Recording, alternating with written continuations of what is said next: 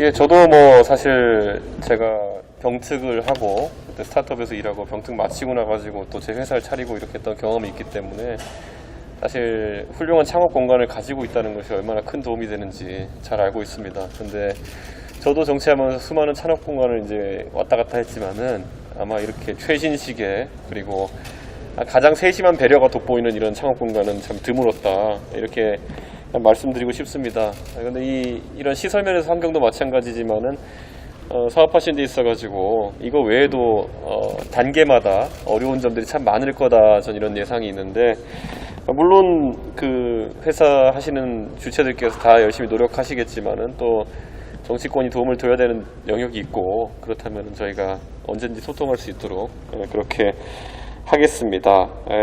여기 장장 그 사업 아이템 다 열거되어 있는 것만 본다 하더라도 굉장히 흥미가 가는 그런 아이템들이 참 많은데 뭐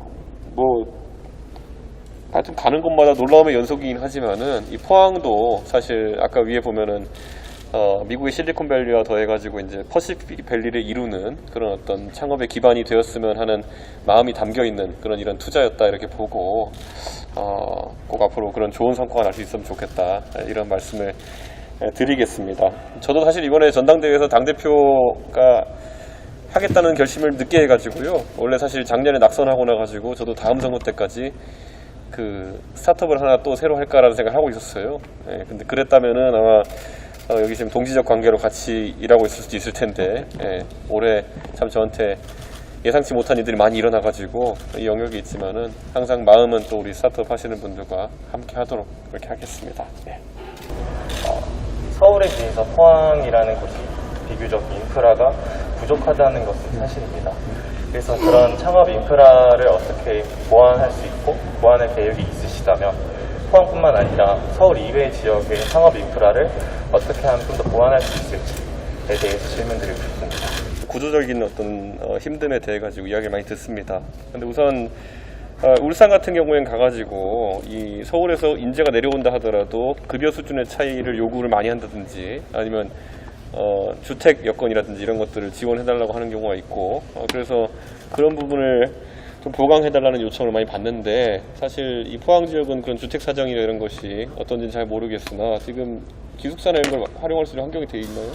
아니, 기숙사가 따로 있지는 않습니다. 예, 그런 것들 같은 경우에는 참 정치권에서 좀 정책적 지원을 할 수 있으면 좋겠다. 전국에 있는 창업 공간과 연계될 수 있는 공공형의 어쨌든 기숙시설들을 확충하는 것이 하나의 방안이라고 저희가 생각을 좀 하고 있습니다. 그리고 저는 그 창업이라는 거는 어디까지나 지역에서 뿌리를 내리려고 한다면은 지역에 비교 우위가 있는 영역을 아이템을 잡아야 되는 것이다. 저는 이렇게 생각하는데 미국 같은 경우에도 실리콘밸리가 우위가 있는 분야가 있을 것이고 또 금융이나 여러 분야로는 다른 지역 또 뉴욕이나 이런 곳에서 우위가 있는 분야가 있을 것이고 그래서 포항도 그렇고 부산도 그렇고 울산도 그렇고 각각 그 특화된 산업의 궤를 잡는 게 중요하고 그 산업을 기반으로 한 스타트업을 하려고 그러면은 꼭 그 지역에 와야 될 인센티브가 주어져야 된다 이렇게 생각하는데 예를 들어서 부산 같은 경우에는 제가 그래서 부산이 우리나라의 금융 수도로서의 기능을 하기 위해서 여러 정책적 투자와 공공기관 이전이 있었기 때문에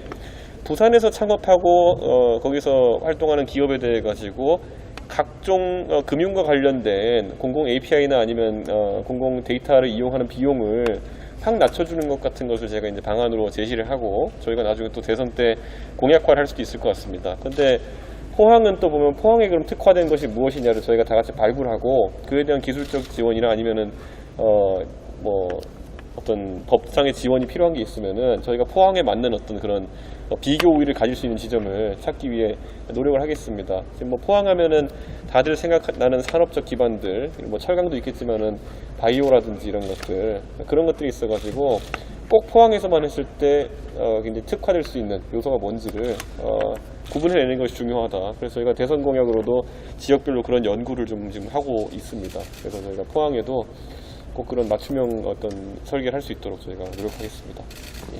스타트업을 운영을 해보셨고 이제 정치에 관련된 부분 이제 정치 물론 이제 당 대표님이시니까 이 스타트업에 대한 많은 어떤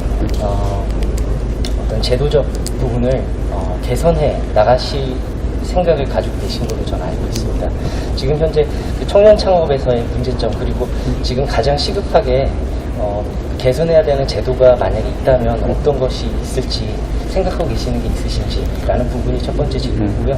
두 번째는 지금 청년이라고 이야기를 하지만 사실 제가 청년인지 아닌지 잘 모르겠습니다.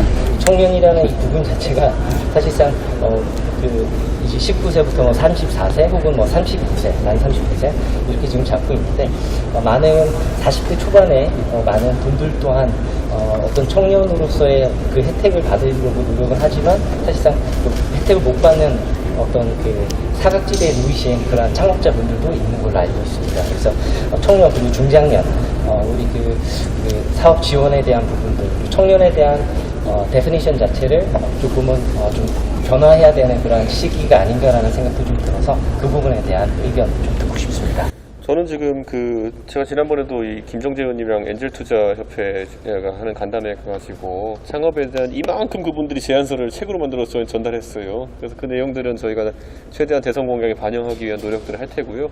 저는 개인적으로 저도 저랑 비슷한 시기에 창업했던 분들이 이제 회사를 어느 정도 키워가지고 이제 추가 투자들을 막 받는 단계들에 들어간 분들이 많아가지고 제가 특별히 관심 갖는 거는 차등 의결권 제도라든지 그분들이 투자를 받기에 좀 원활하게 할 수 있는 그런 구조들에 대해서는 저희가 입법을 이제 좀 있으면 마무리할 텐데 다들 그런 부분은 저희가 최대한 지원을 하려고 하고 있고요. 이런 것도 있는 것 같습니다. 20대 창업과 30대 창업, 40대 창업은 좀 다를 수 있지 않을까라는 생각을 하고 20대 물론 가장 빠릿빠릿할 때 최신 기술과 트렌드를 쫓아갈 때 했던 경험과 기술 하나로 이제 비즈니스를 바라보던 관점과 30대, 40대 되면서 다른 사람들과 소통하면서 내가 보지 못했던 마켓을 보는 것은 굉장히 큰 차이가 있다 이렇게 보거든요. 그래서 저는 이 창업의 영역에 있는 분들이 다른 영역에 있는 분들과 소통을 좀 강화했으면 좋겠다 이런 생각을 합니다. 예를 들어서 제가 아까 진짜 농담으로 한 게 아니라 제가 지난번에 오세훈 시장 서울시장 선거 돕고 난 다음에 그 서울시장 선거 때 너무 느낀 게 많아가지고 물론 저도 3번 선거 떨어지면서 선거에 느낀 게 많아가지고 선거를 어떻게 하면 오토메이션하고 자동화해가지고 효율화할 수 있을까? 거기 비효율이 엄청 많거든요. 그런 것들을 제가 개선해보기 위한 스타트업을 만들어서 내년 지방선거 때 대박을 내보려고 제가 염두에 두고 있었는데 전당대회에 나가서 덜컥 대표가 된 겁니다. 예. 그러니까 끝없이 우리 연쇄 창업가라고 아까 본인을 소개하셨는데 창업을 한 사람들은 그 창업의 공간을 벗어난 순간에도 그런 다양한 고민을 하게 되고 근데 결정적인 타이밍에 그런 새로운 아이템들이 캐치가 될 거라 보거든요. 그래서 저는 창업의 공간에 계신 분들이 다른 영역과의 소통을 늘리는 게 굉장히 중요하다.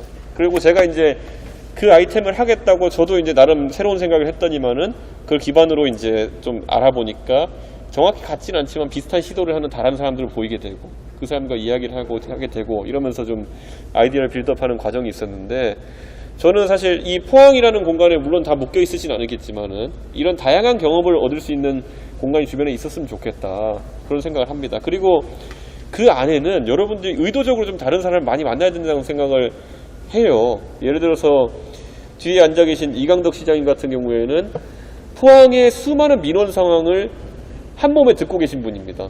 이 포항이라는 거대 도시의 민원 상황을 한 몸에 듣고 계신 분인데 포항의 시민 중에 어떤 누군가가 또는 다수가 원하는 불편이 있다면은 바로 그 영역이 스타트업 기업들이 가서 해결해 줄 수 있는 창의적인 아이디어의 기반이 될 수 있는 거거든요. 그런데 제가 보면요. 창업 공간에 있는 사람들은 정치하는 사람들이나 아니면 행정하는 사람들 만나는 것을 굉장히 의무감에 있어서 만나야 된다는 식으로 반응할 때도 있고 때로는 저 사람들 만나서 내 말 들어줄까 이런 고민을 할 수도 있고 그런데 어찌 보면 거꾸로 보면은 그 사람들한테 뽑아먹을 수 있는 건 최대한 뽑아먹어야 된다. 지속적인 소통을 통해 가지고 아마 이강덕 시장님 모시고 한 여러분이 3시간만 이야기하면 지금 포항 시민들이 무엇을 원하는가에 대해 가지고는 가장 잘 아실 수 있을 겁니다. 왠지 아세요? 정치랑 스타트업은 약간 비슷한 지점인 게 뭐냐면요. 정치는요. 국민들이 해결해줬으면 하는 걸 해결해가지고 표를 빼먹는 사람이고요. 사업가라고 하는 것은 그 니즈를 파악해가지고 부가가치를 창출하고 돈을 만드는 사람들입니다. 어쩌면 바라보는 지점이 굉장히 비슷한 사람들이에요. 네. 그러니까 저는 이런 것들 좀 아마 또 이 창업 공간 같은 걸 운영하는 관점에서도 굉장히 다양한 어떤 그런 사람들과의 그 믹스할 수 있는 기회를 제공하는 것이 중요하지 않겠느냐. 제가 정치권 와보니까요. 너무나도 그 정치권에 있는 사람들이 모르고 있는 기술의 세계도 많고요. 네. 예를 들어 여러분이 그 선거 때마다 받아보는 스팸 문자들 있잖아요. 그런 것도 자동화 안 돼 있어요. 네. 누군가가 뒤에서 엑셀 명부 정리하고 보좌관 시켜가지고 야 다 쏴라 이렇게 하고 이렇게 하는 것도 있는데 저는 제가 그냥 간단히 스크립트 만들어서 보냅니다. 네. 그런 것처럼 조금만 컴퓨터 공학을 알고 조금만 이 최신 테크놀로지에 대한 이해가 있으면은 효율이 100배 되고 1000배 되고 이런 일이 비일비재하거든요.